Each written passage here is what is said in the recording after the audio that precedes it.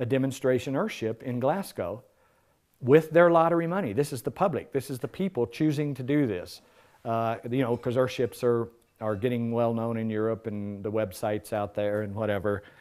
And so the people made the choice to take their lottery money and build a carbon zero demonstration pavilion. And it took them 2.5 years to get a permit. You know, like that's insane. That's what, so that to me, now that, you know, this part is the fun part. We're getting it better all the time. It works good now. It's ready to roll. And where we're at now is getting it so that people can do it. 2.5 years for a permit. It took us 3 years to get one in Brighton, England. I had a guy work for 18 months. He came to me. He had an oxygen tank on his back. I thought he was going to die in the next week. And he worked for 18 months to get a permit in Arizona, Pima County, Arizona, to get his EarthShip built, and it's going up now. It's on the web. So it's like in a lot of developed countries and cities, it is difficult still. The further you get out in the boonies, the easier it is. And so what we find ourselves is, you know, we try to support people and work with them and help them through the permit process and everything. And but you know, as the planet situation continues to worsen, so to speak, we're seeing that these places that allow you to do, like third world countries. Third world countries are the Indian reservations.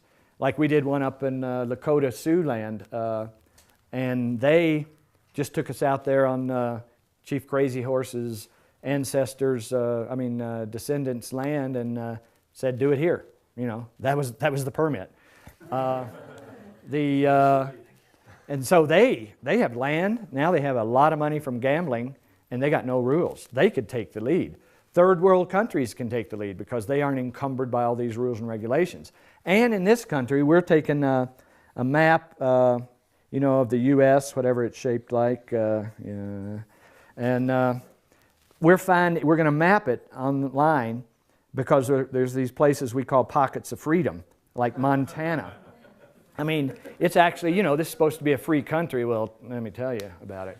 But there are places like that. We've just noticed this recently, but people have, we've got people, we're selling drawings all over the world and then hacking through the permit process with them and sending off engineer reports and tests and studies and all kinds of stuff. So, it slows down the process of getting carbon zero building out there. And it's not, I can't really find whose fault it is. It's just the human condition has woven a set of rules around itself in the developed world to the point where they can't evolve without taking a tremendous amount of effort and time, and we don't have that. So it's an extreme contrast to have somebody walk in our office and a month later we're building a building for them in Montana. And that's happening. It happened twice in Montana, now it's happening in Texas. So what we're going to do is map the counties in every state, because this county that we did this building in Miles City, you don't need any permits. In Montana, is the governor Schweitzer? Does he know what you guys are doing? Because he's I'm not sure. We're as a result of our build there, they're wanting us to tell them about our gray water system and things like that. But I imagine it everywhere we go. It gets in the paper, so I imagine they're aware of it. We're not sure of whether we're going to do harm or good by pointing this out, but you take Montana and Idaho and the Dakotas and you start coloring in all these counties where you don't need permits. And now in Texas, we're in East Texas, no permit needed. In other words, the guy came in on East Texas. He came in to stayed in Corner Cottage a few weeks ago. We're going down there in 3 weeks to throw up a building for him. No permit needed. So what I'm saying is green carbon zero housing can exist instantly in lots of places around the U.S. And then, this is almost like the maps they make of the Democrats and the Republicans. You got the map of where you're free to take care of yourself, and where you're not free. And it could be that a lot of people end up moving because it's beautiful land. See, there's some of the most beautiful land in the country is what they say worthless because it has no utilities. And it's also worthless because it's, doesn't have any rules and regulations. So there's a lot of that in this country. There's a whole lot of it in the rest of the world. Europe is one of the worst for not having it, but there are pockets in Europe too. So there are places where what we're saying now is, yes, we're still working on the codes and regulations and trying to go through the regular path, which is more time consuming and so on. But at the same time, we are going for these pockets of freedom. We have sort of got one here because of 2 decades of fighting. I'm just curious, has your fight gotten any easier now that you've found these pockets where you've built them and you've proven that it can be successful? Are there other areas that have been fighting you that are becoming a little easier to get this done? Well, there's no question that with the media, now there, it used to be global warming was kind of a freaky thing you didn't talk about, and now it's everywhere. Every time you turn on the television, there's something about climate change and everything. So it is getting easier. People are at least listening and looking at it, but they always come back to the same thing. It's a government employee, has a rule book. He'll lose his job if you don't enforce the rule book. I mean, I've even had him apologize to me for having to enforce it. But it's like, so what I don't know how many people have seen the movie. We introduced this law and fought through it for 4 years. And so I illustrated to myself, yeah, you can make new law and change things, but we don't have 4 years. We need to do this every week, every month. And so we have now evolved the law into what we're calling, what is known. It's an executive order. An executive order is a tool that any governor or president has to, and we wrote one for the governor of Arizona and for the governor of New Mexico, who's now on board with us, so to speak. We wrote an executive order that basically the bottom line with it is it's the way they did the atomic bomb. After Pearl Harbor, everybody was scared enough that within weeks they were out here in Los Alamos building a city, building and testing a bomb, blowing apart 10,000 acres. They broke the rules because they were scared. We're waiting for them to get scared enough, but the executive order is what allows a government to do that. And so we're writing an executive order that mandates carbon zero permitting. If you're going to build a home that you're claiming is carbon zero, and your proof of that is that you're not hooking up to any utilities. If you're going to build a carbon zero home, then you get a red carpeted permit in days. In other words, it red carpets carbon zero permitting. Right now, if you're a developer and you're going to build a set of condos, if you're going to build the typical junk condos that hook up to all the grids, you're going to get moved through pretty quick if you can do some expensive water system and sewage treatment plant and whatever, all of which are half-assed. But if you're going to do a green condo, carbon zero condo development, there's going to be definitely so much new or unheard of technology that you're going to be on the permit level for 2 or 3 years. Because you're not driving capital. Yeah, because so there is the issue right there. It's very easy still to do the wrong thing. It's too hard to do the right thing. We're trying to get an executive order to make it easier to do the right thing, or the logical thing, as I would say, in terms of trying to move people toward carbon zero development rather than more of the same. And so that's the technology. This is what I'm going after everywhere. The governor of the Galapagos Islands has asked us to go down there. I'm going there in 3 weeks or 2 weeks or something. They have made a claim to the world that they're going to be carbon zero by 2015, and then he turned around and observed the fact that he didn't know how to go about it. So he goes online and finds these idiots out in New Mexico, yeah. Have you looked into carbon credits at all as an incentive for this? Well, I haven't, but my son has. Carbon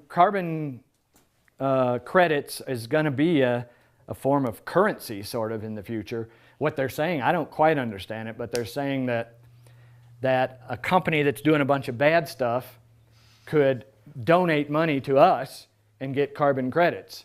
I'll take it, you know. We're gonna do that stuff anyways. Yeah, so in a way that's weird, but it's like, I don't know.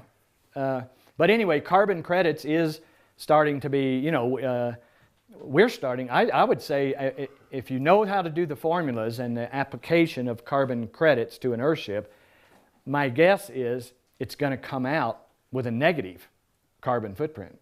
So I sit on my Community Health Improvement Council in Farmington Yeah. as a nurse. And one of our priorities for a long time has been affordable housing.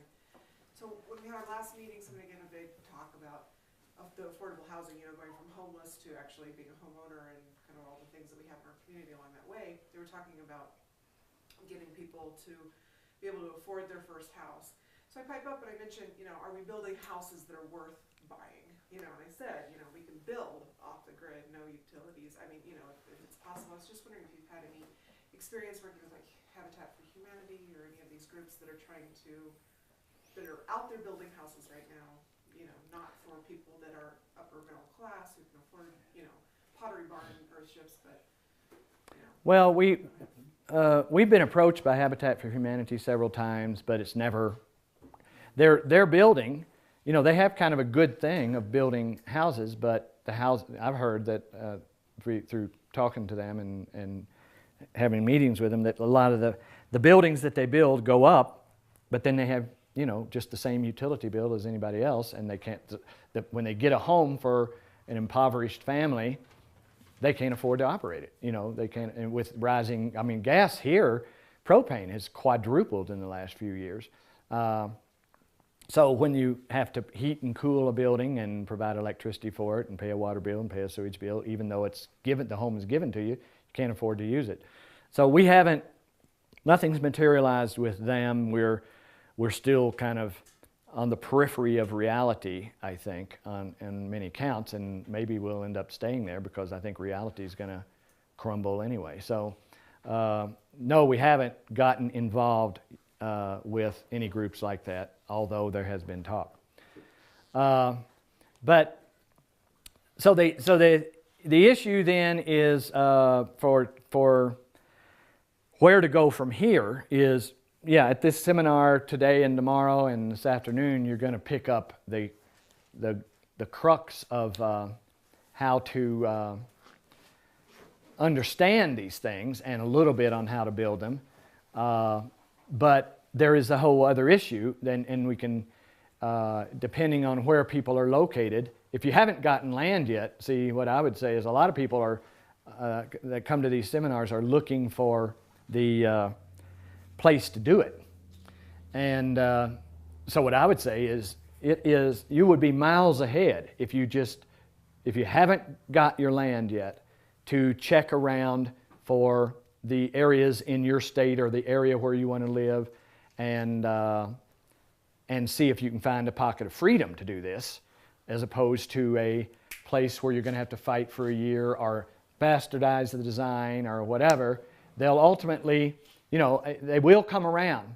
And I can say that from experience because, you know, 8 years ago they were practically putting me in jail, stripping me of my license and everything else. And now the governor has given us $300,000 to do this building next door to demonstrate this.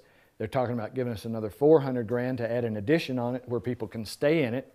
It's called the C project, Sustainable Energy Experience. And now the town of Taos, on the other side, the state has given them the town of Taos land, and they want to do a visitor center. And they came to us and asked us to do the visitor center. So they have come around. I mean, we could easily screw it up and be right back where we started. But you had a question? What other areas would you say are pockets of freedom? Well, we have just kind of come across this concept or this observation. For sure, lots of Montana, but not exactly near Billings or Bozeman or anything like that, but not that far out.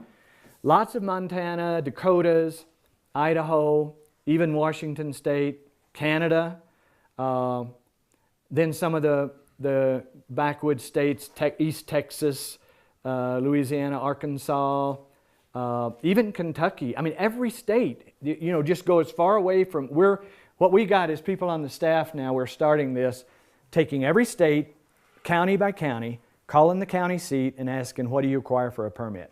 Because it blew our minds to have somebody walk in here and a month later we're building a house for them. I mean, it just, you know, the house is already designed. We tailored the design to their climate, and if they have the funding, then they, you know, it's amazing to see that green, carbon zero building can happen like that. And it really emphasizes all these fights that we've been through over the last few decades, that the technology is here. I say it over and over again. The technology is here and getting better all the time. The thing standing in the way is the approvals to allow you to do it, and it's like, it's insane, but it's really, whose fault is it? I don't know. All the codes and regulations came about from, the big phrase they like to use is the health, safety, and welfare of the people. And so they're making them real safe for the next week, but in the next year they're going to all die anyway. So, yeah. Dolores County, Colorado. You have an EarthShip Eureka, which is up near Telluride. Yeah. And we just started some projects up there. There's no building permits required. There's just a septic and a driveway permit. Yeah, and so that's fantastic. And septic is no problem, because I'll go into I may even get into it a little bit today. I'll go into the septic sewage system. We have inherently in the building a conventional septic system. That's one of the ways we have learned to do it, is like, see, like I say, I've gone through all of the different levels of how to do this, from fighting to whatever. Fighting takes too much energy. You know, I just tell them what they want to hear now. And you know, you want this, you got it. You know what I mean? It's like, and half of the officials even know that that's what I'm doing. But it makes them safe, because they know that what's in their rule book is wrong. I mean, I've had health officials in Colorado ask me for a job. So we have inherently a conventional septic system. The way we use it as part of our unconventional system. The way I see it in my head is like when you got a dog and it's got worms, and you got a worm pill you have to give it. You put the worm pill in a ball of hamburger, and the dog just woofs it down. So that's the way I deal with the regulation people, you know. I put it in a ball of hamburger, and they woof it down. And it works. But still, there's, you know, there's still the process and everything. So it's like we're aiming for projects that, I mean, I'm not trying to be a doomsday person or anything, but, you know, for us to spend our time fighting the bureaucrats as opposed to spending our time building an EarthShip, it's way more important for us to build an EarthShip out in the boonies, because the web, you know, we were out in the boonies in Miles City, Montana, but Jonah, my son, puts it on the web. People see it going up. They see a carbon zero building going up quick, and the world sees it. And of course, that causes, you know, I think while we were in Miles City is when the governor of the Galapagos asked us to come down there. And, or maybe it was, I don't know, maybe it was while I was in Australia. It was just in Australia, the same thing's going on there. They need it desperately. They need all of these things desperately. But they're just, they get it to the certain point of recognizing they need it, and then they're hitting their brick wall of their own codes and regulations and rules. And so we're looking at trying to find pockets of freedom there. And the other thing with Australia is just like it is in this country. The place that's going to get to do it quickest is the Maori or the Indian reservations. Like we did one up in Lakota Sioux land, and they just took us out there on Chief Crazy Horse's ancestors, descendants' land and said, do it here. You know, that was the permit. And so they have land. Now they have a lot of money from gambling, and they got no rules. They could take the lead. Third world countries can take the lead because they aren't encumbered by all these rules and regulations. And in this country, we're taking a map, of the U.S., whatever it's shaped like, countries and cities. It is difficult still. The further you get out in the boonies, the easier it is. And so what we find ourselves is, we try to support people and work with them and help them through the permit process and everything. And but as the planet situation continues to worsen, so to speak, we're seeing that these places that allow you to do, like third world countries, it's ready to roll. And where we're at now is getting it so that people can do it. 2.5 years for a permit. It took us 3 years to get one in Brighton, England. I had a guy work for 18 months. He came to me. He had an oxygen tank on his back. I thought he was going to die in the next week. And he worked for 18 months to get a permit in Arizona, Pima County, Arizona, to get his EarthShip built, and it's going up now. It's on the web. So it's like in a lot of developed a demonstration EarthShip in Glasgow with their lottery money. This is the public. This is the people choosing to do this. Because EarthShips are getting well known in Europe and the websites out there and whatever. And so the people made the choice to take their lottery money and build a carbon zero demonstration pavilion. And it took them 2.5 years to get a permit. That's insane. So that to me, now that, this part is the fun part. We're getting it better all the time. It works good now. We're going to map it online because there's these places we call pockets of freedom, like Montana. It's actually, this is supposed to be a free country. Well, let me tell you about it. But there are places like that. We've just noticed this recently, but people have, we've got people, we're selling drawings all over the world and then hacking through the permit process with them and sending off engineer reports and tests and studies and all kinds of stuff. So,